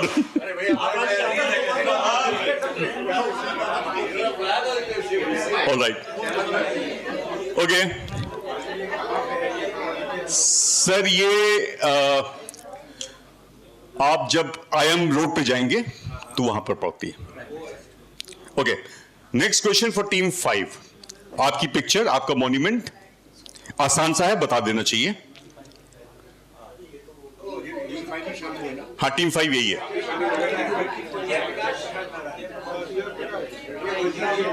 भाई इनको बताने दीजिए जिनकी बारी है। टीम 5 मैंने ऊपर हाइड कर दिया जहां इसका नाम है।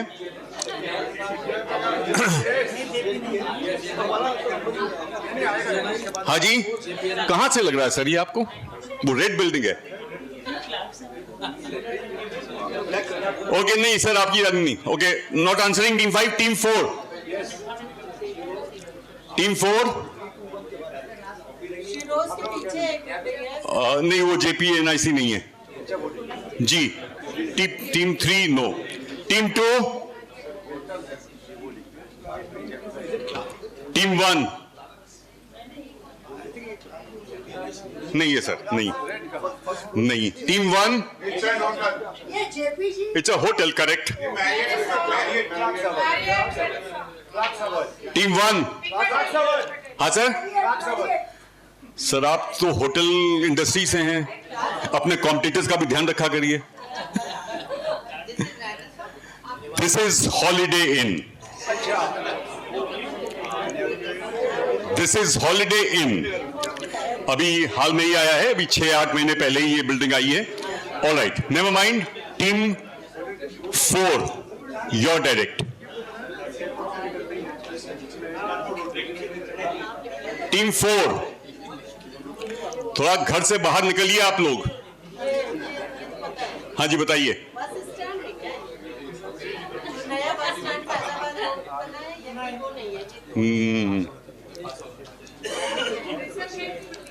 टीम 4 देखी हुई तो है, बहुत प्रोमिनेंट है ये।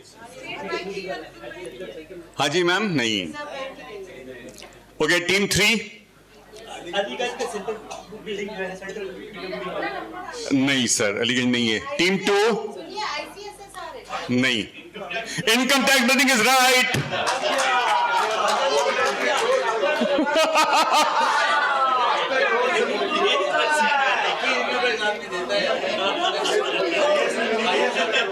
मैम बोलना नहीं चाहिए था। दो क्वेश्चंस आपके यहां चले गए हैं।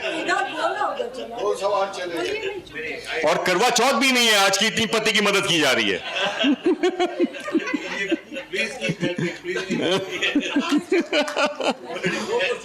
हाँ, 2 क्वेश्चन आपके 20 मार्क्स वहां चले गए।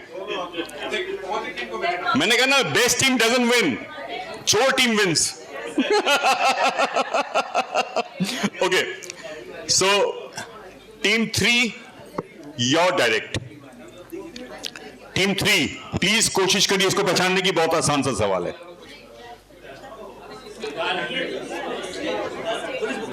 पुलिस मुख्यालय, नहीं sir, dial 100 is wrong, but I'll give it to you. This is police headquarters, right? 20 marks for team 3. Police headquarters is right. Team 2, your direct.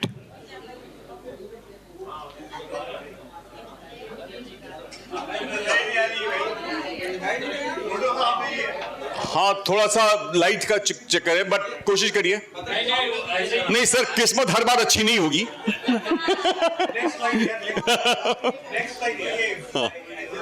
Are you guessing? Okay, so you're not guessing. All right. Team 1. Anyone? कोई? हाँ sir, college है। हाँ नहीं sir, वो तो पहला था, हो गया, वो तो हो चुका। आप वाइस चांसलर रह चुके हैं। टीम 6, टीम 5, टीम 4, 3 नहीं, एमिटी नहीं है। अरे हम एक दावा कोई नहीं बता पाए। ओके, मैं एक हिंट देता हूं, ये कुछ फिंगरप्रिंट्स को लेके है मामला। No marks for that. Uttar Pradesh Institute of Forensic Sciences, जो सरोजनी नगर में है। Team 1, your direct question. Team 1 बताइए।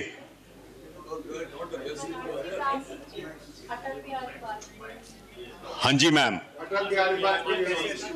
अटल Bihari Vajpayee Medical University is right. 20 marks for team 1 now. Atal Bihari Vajpayee University of Medical Sciences at Chak Gajaria, right.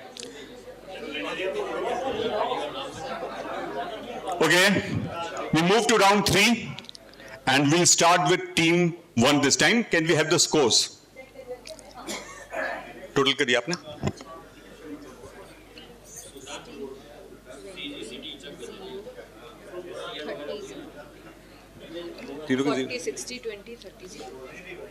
Team 1 has 40 marks.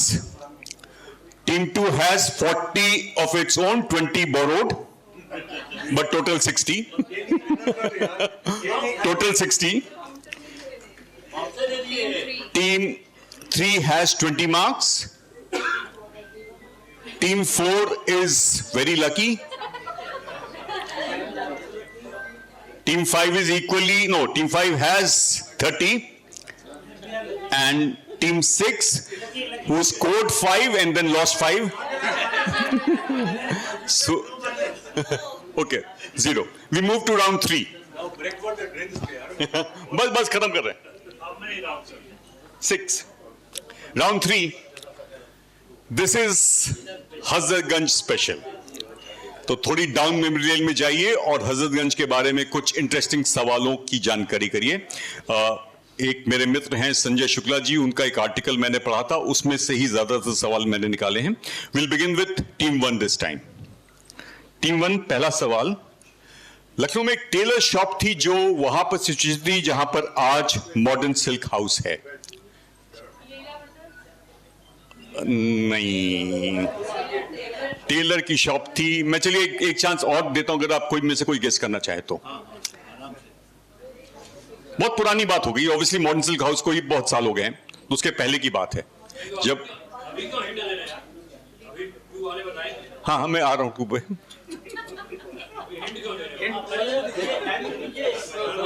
मैं time दिया sir, 30 seconds हो गए अब आपके। हाँ सर। हाँ जी, नहीं, ओके, हाँ जी। नहीं, नारायण इज एट हलवासिया. हाँ, नारायण is at Halwasiya. Team 3, no. Team 4, हाँ sir, no. Team 5 and team 6, नहीं सर, नहीं. इसका नाम था London Tailors. Okay. Team 2, your direct.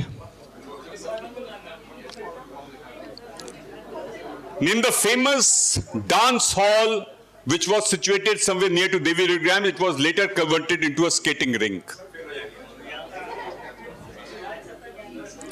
तो जो फेल हो जाएंगे यानी ज्ञान बढ़ेगा, सीख के जाएंगे कुछ.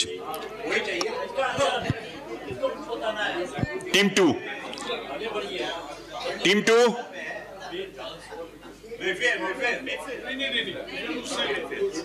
जहां देवी रेडियोग्राम है वहां पर था ये.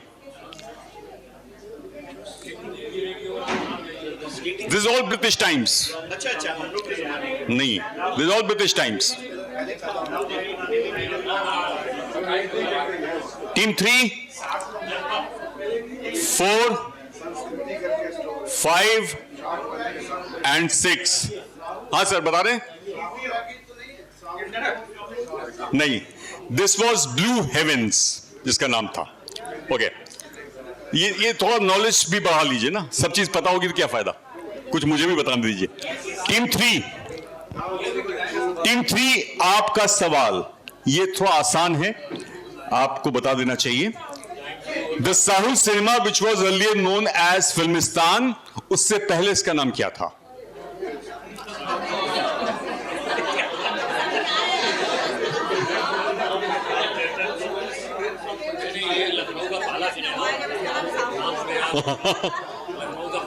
हाँ सर, ऑलमोस्ट फर्स्ट था.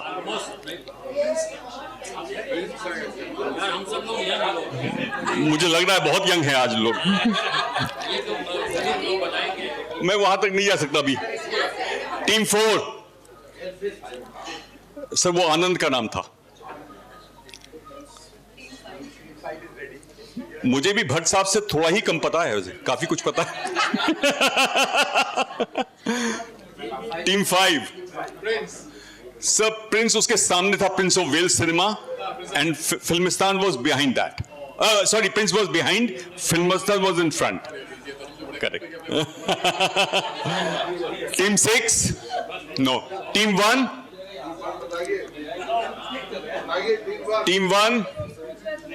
नहीं गूगल ना करिए विनीता जी प्लीज. हाँ, I'll give it to you. 10 marks. It was Plaza. It was Plaza. Give good. 10 marks for team 1. It was Plaza. It was known as Plaza. Okay. Next question is for ये किसका था? Third का. Team 4. Your direct. Lucknow में एक shop थी Valerio नाम की, वो क्या था?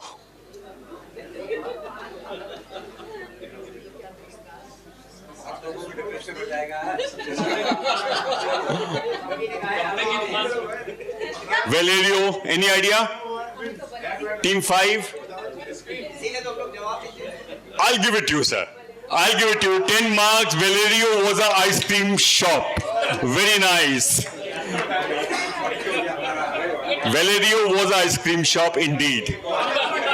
हंसगंज में ma'am.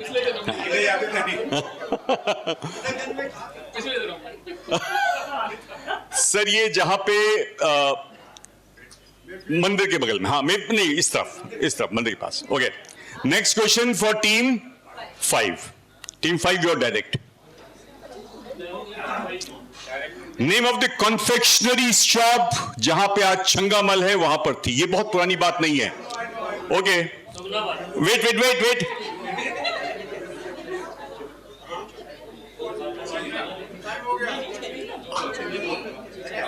Okay, I'll go to team 6. Benbows is correct. That was Benbows, owned by Sadaji, and 10 marks for team 6. मुबारक हो, आपका खाता खुल गया. छेदीलाल बाद में और छेदीलाल बीच में. Okay. And team 6, you're direct. Team 6, name the, ये तो बता दीजिएगा sir. Name the famous wine shop that existed at the location of the present day Moti Mahal Sweets, known for selling international liquor and cigarettes and cigars. इसीलिए मैं सोचा मिल जाएगा. सब थोड़ा अपने पुरखों को तरिए, बताइए कि आपके दादाजी लोग कहां जाते थे. No? Okay. Team 1 taking any chances? No. Team 2? No. Team 3, 4 and 5? नहीं. इसका नाम था Martin Liquor Shop. Okay. End of round 3. We move to round 4. ये थोड़ा इंटरेस्टिंग राउंड है. इसमें आप लोग को मजा आएगा. थोड़ा ध्यान से सुनिएगा जो मेरी बातें हैं. It's called tripod. आपको 3 क्लूज दूंगा मैं. फर्स्ट क्लू में अगर आपने उत्तर सही दे दिया पहले क्लू में तो आपको 30 मार्क्स मिलेंगे, पर रॉन्ग आंसर में -15 हो जाएंगे. तो if you don't know it, wait for the second clue. The same team will get second clue. If you get it right 20 marks, get it wrong -10. Once you give a wrong answer, the question will become a dead question, then it will be thrown to the audience, right? So try to say it only when you know. Third में आप chance ले सकते हैं without any negative marking, right? So we'll begin with team 6 this time. Team 6, are you ready? And जब team में से कोई एक मुझे बोलेगा कि सेकंड क्लू दीजिए, तब मैं सेकंड क्लू दूंगा.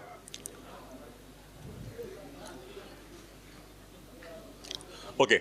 He got the Filmfare Award for the, ये लखनऊ के से संबंधित लोगों के बारे में क्विज है, ठीक है, व्यक्तियों के बारे में है. तो he got the Filmfare Award for the best choreographer for the film Bajirao Mastani.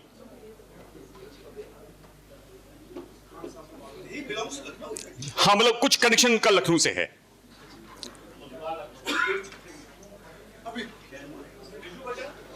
So you taking your chance? Birju Maharaj और सेकंड क्लू जल्दी बताइए. Are you sure?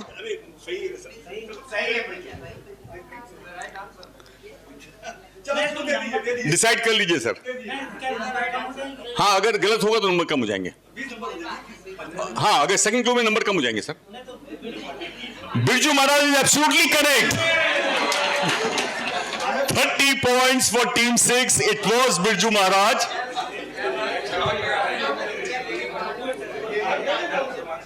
A Padma Vibhushan awardee. His real name was Brij Mohan Nath Mishra. और कथक करते करते वो ठुमरी गा लेते थे, उनकी खासियत थी, जो उनका third. Well done, team 6. Team 5, your first clue on the screen. His collection of Urdu poetry was called Aathwaं Sur.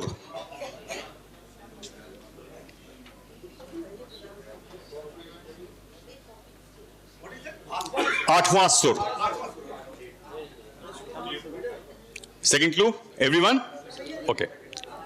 I'll give you the second clue.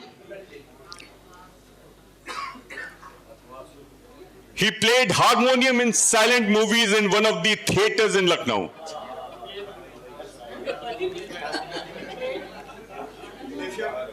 नाम बताइए.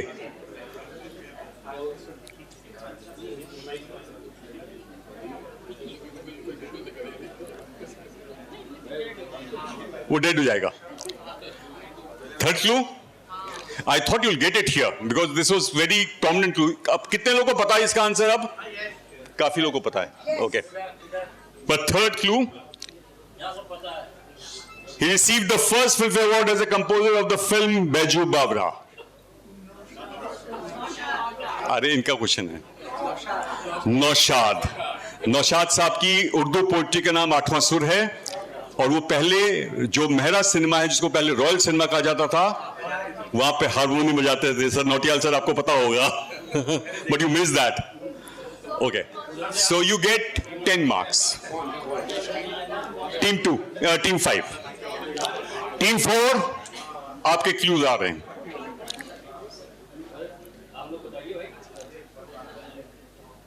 He is a posthumous recipient of India's highest military decoration, Paramvir चक्र। उनको मृत्युपरांत परमवीर चक्र दिया गया।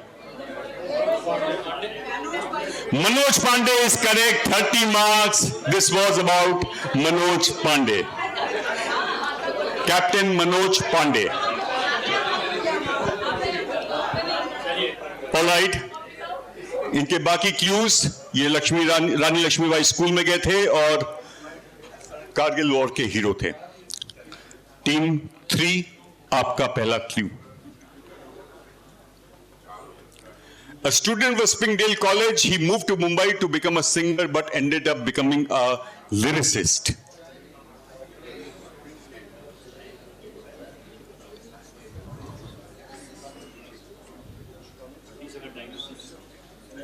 और दे दूंगा अगर आता है तो। सेकंड क्लू दूं?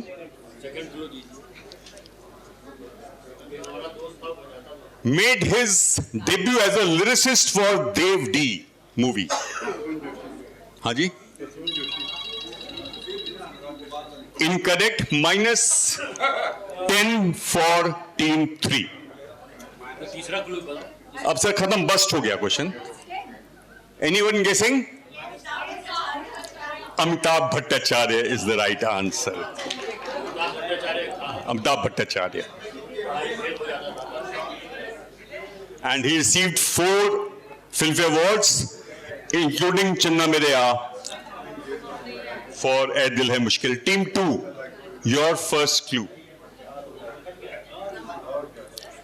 Actor and singer, she was born in Faizabad.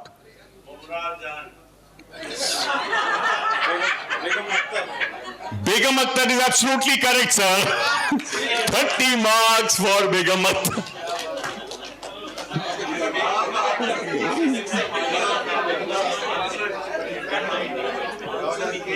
Well done.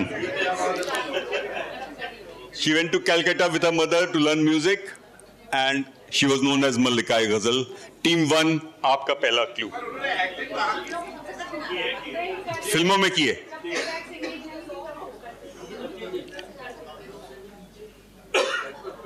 A businessman who joined a struggling finance company and then took it over to make it a household name. Wait. हाँ sir, Subrata Roy is absolutely correct, 30 points. This was Subrata Roy. Sir इसीलिए मैं उल्टा सीधा कर दे रहा हूं। बाकी कुछ अस्थाना साहब से पूछिए, वास्तु क्या ठीक है इस रूम का, वही बैठना चाहिए था आप लोग को। All right.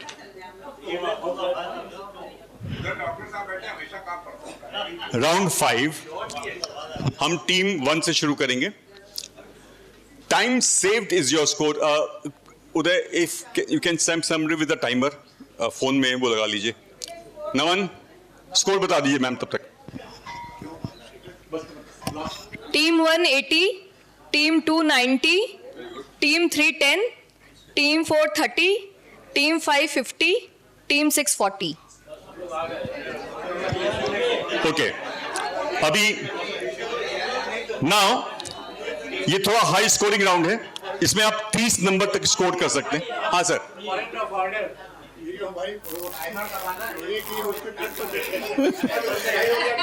Sir by default है उनका।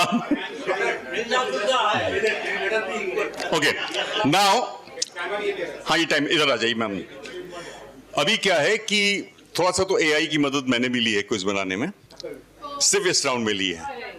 What I've done, I've created pictures through AI और वो लखनऊ के आइकॉनिक जगहों को रिप्रेजेंट करेंगी, यानी हिंट देंगी। उस पिक्चर को देख के आपको हिंट मिलेगा कि वो किस जगह की बात हो रही है। आपको जगह एक ही जगह मिलेगी, आपको एक ही पिक्चर दिखेगी। तो मैं जैसे ही टाइम स्टार्ट लूंगा, आपको 30 सेकेंड्स तक का टाइम देना है, ठीक है? Remember, time saved will be your score. 30 seconds मिलेंगे। अगर आपने 3 सेकेंड में आंसर दे दिया तो 27 नंबर आपके खाते में जुड़ जाएंगे, ठीक है? तो आप किनारे रहिएगा, मैं जब बोलूंगा your time starts now. Ready? थोड़ा सा दिमाग लगाइएगा, these are cryptic clues, directly नहीं स्ट्राइक करेगा और एक ही आंसर मिलेगा, तो सोच के बोलिएगा।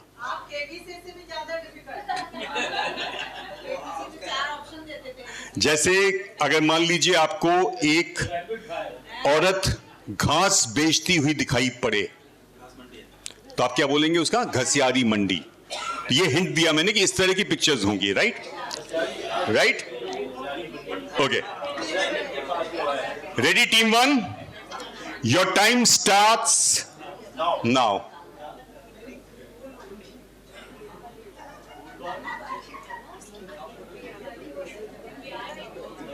हाँ सर, सर ये कोई हिंट नहीं हुआ ना, आप सोचिए इसके इस पिक्चर से आपको क्या हिंट मिल रहा है?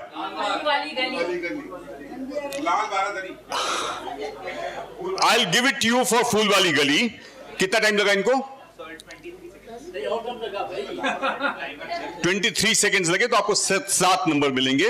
हालांकि ये लाल बाग था, पर आपको फूल वाली गली भी लग रही है, तो मैं आपको दे रहा हूं 7 पॉइंट्स। ओके, टीम 2 आपका। थोड़ा ध्यान से सोचिएगा, पिक्चर को देखिएगा।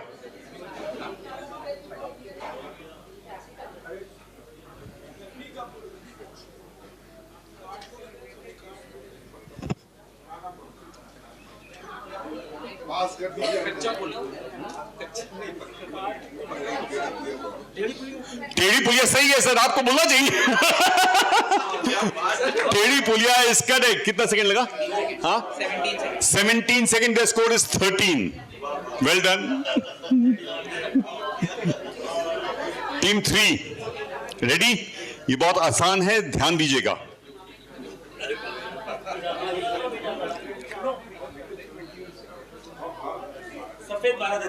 सर ये नहीं है, ध्यान दीजिए ना, क्रिप्टिक क्लू है ये।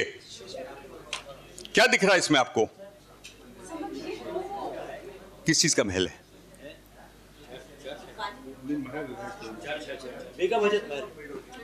सर क्लिप क्या है ये? जोर ध्यान दीजिए इस पे। इनका टाइम हो जाने दीजिए, फिर आते हैं आपके पास।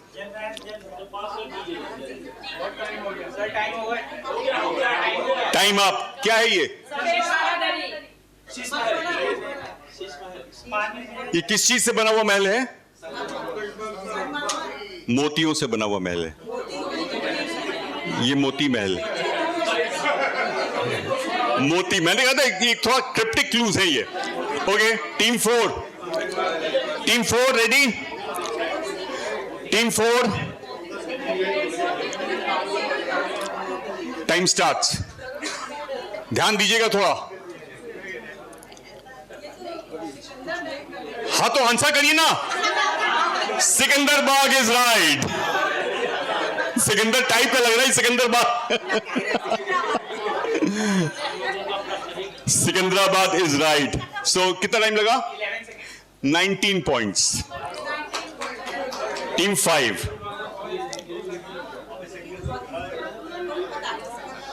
ध्यान से देखिएगा इस पे। हाँ,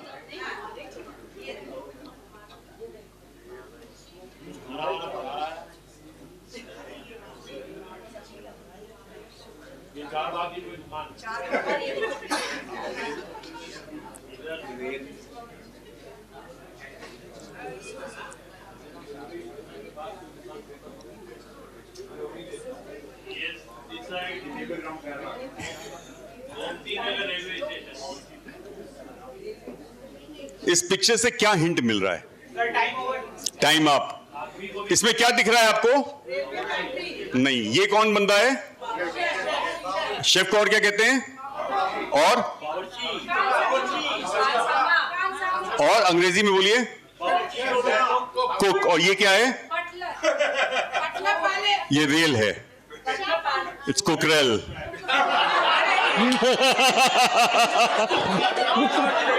ओके, टीम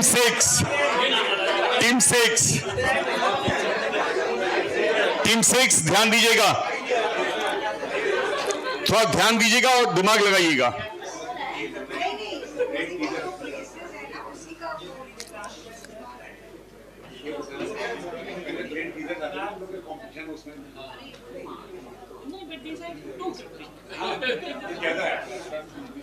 हाँ जी, ये तो बहुत आसान है। किसको किसको आ गया ये? देखिए आ गया लोगों को।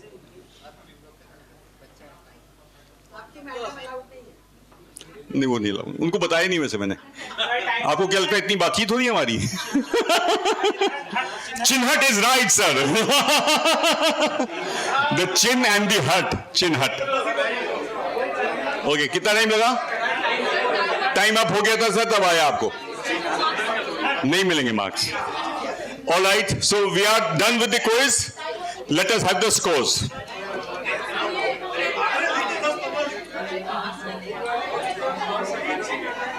नहीं, बहुत टाइम लगा था, वेट किया था, इतनी जल्दी नहीं हुआ था।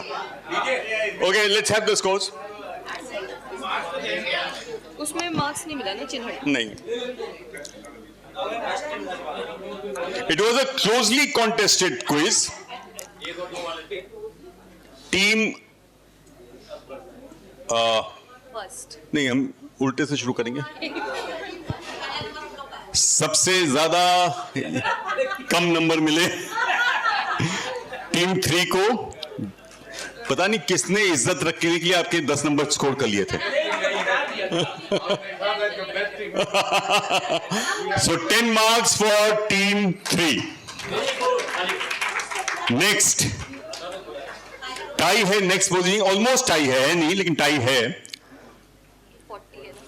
अच्छा हाँ, team 6 40 marks, team 4 49 marks, team 5 50 marks, team 1 87 marks, and the winner team is team 2 with 103 marks.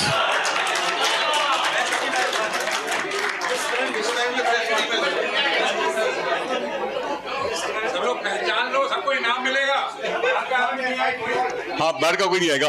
1 2 3 4 5 7, हाँ 8 and 9। ठीक है, वो प्लीज गिफ्ट ले आइए अपने। एंड एज तो टीम 2 इज विनर ना? Team 2 is winner. Sir, can we request all of you to please come here? आ जाइए साहब सब लोग। एक छोटी सी बात बोल दे। देखिए, एक यहाँ पे बड़ा जबरदस्त डिमॉन्स्ट्रेशन किया चंद्रशेखर वर्मा जी ने।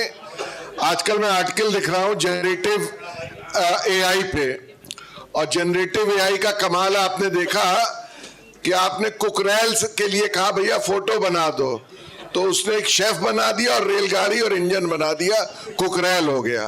तो यही जनरेटिव एआई है। एआई से डरिए मत। आपने चिन्हट, तो उसने चिन्ह और हट बना दिया।